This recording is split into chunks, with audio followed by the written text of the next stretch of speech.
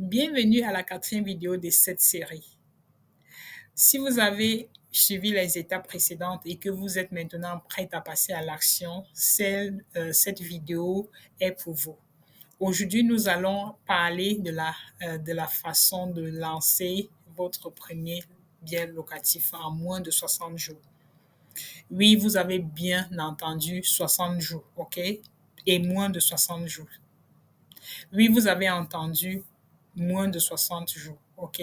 Je vais vous partager des stratégies avancées que la plupart des créateurs de contenu ne vous disent pas, mais qui feront toute la différence dans votre parcours d'investisseur, OK? Alors, c'est quoi la stratégie de lancement en 60 jours ou moins? Tout d'abord, laissez-moi vous dire une chose importante. Vous avez le pouvoir de lancer votre premier bien locatif beaucoup plus rapidement que vous ne pensez.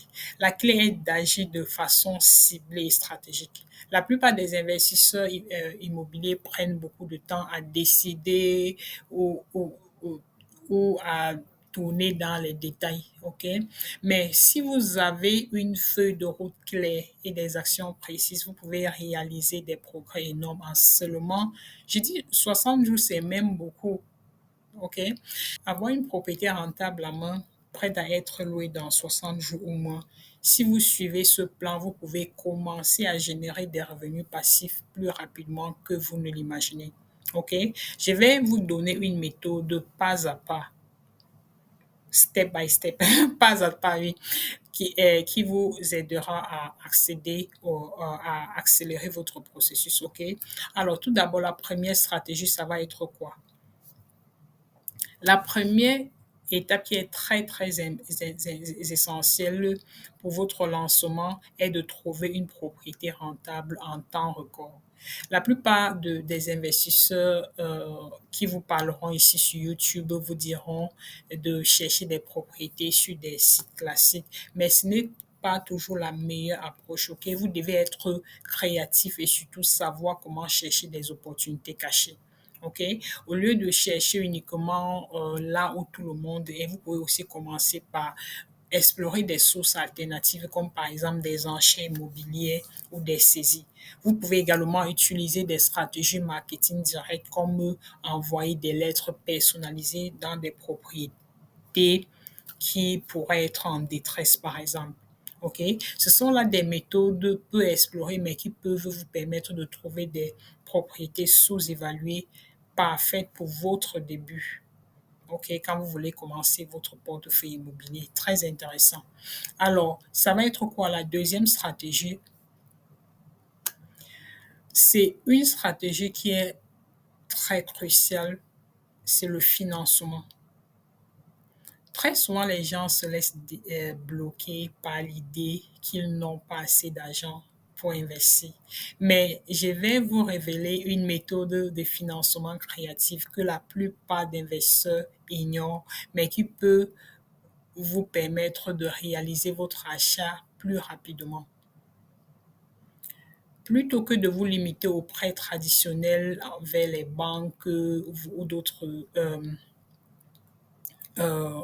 organismes financiers que vous avez autour de vous. Vous pouvez explorer par exemple des options comme le financement vendeur par exemple. Cela vous permet d'acheter des propriétés sans forcément avoir à passer par une banque en négociant rapidement avec le vendeur.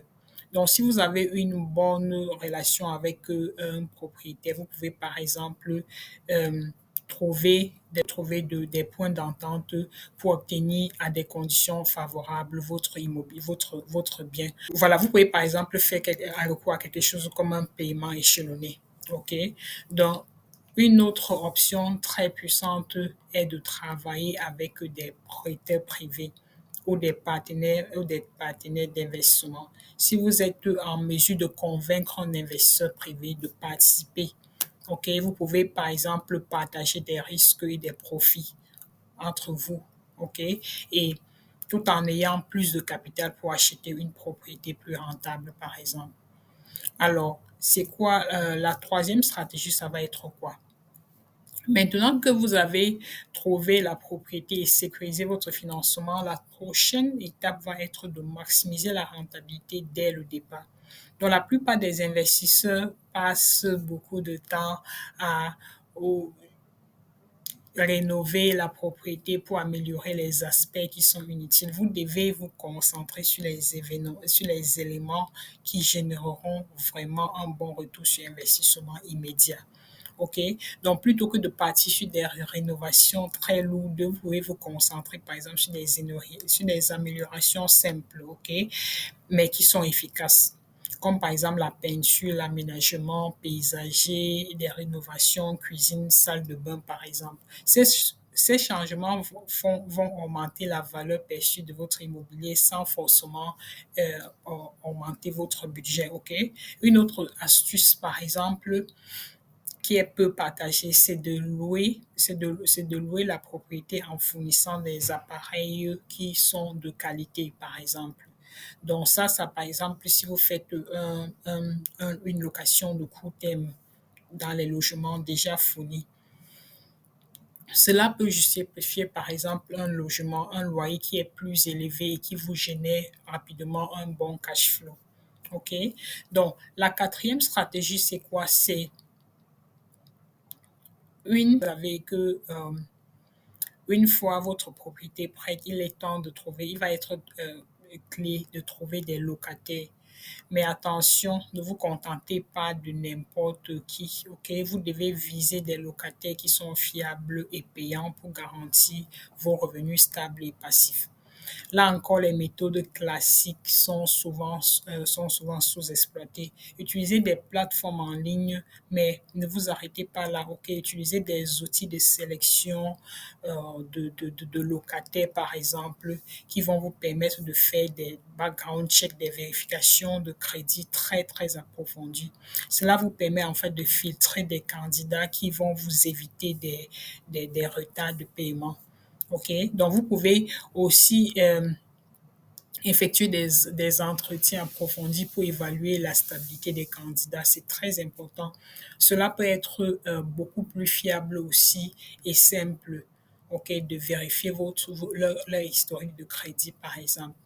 Alors, la cinquième et non la moindre, ça va être quoi? Ça va être l'automatisation de la gestion de votre location. Bon, ceci va intervenir en général quand vous commencez déjà à scale, quand vous commencez déjà à grandir.